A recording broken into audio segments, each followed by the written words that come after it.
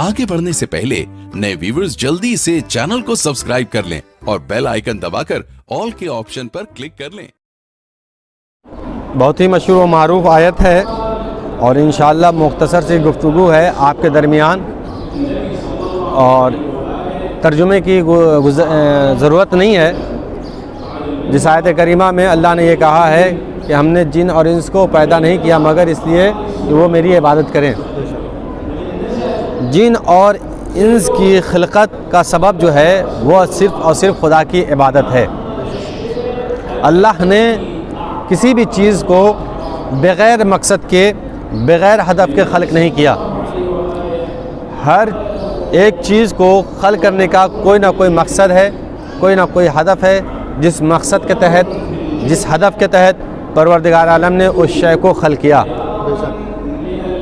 अब सवाल ये है कि परवरदिगार तूने इस सांप को क्यों खल्क़ किया? ये सांप बहुत ख़तरनाक जानवर है, ये अगर किसी को काट लेगा तो इंसान मर जाएगा।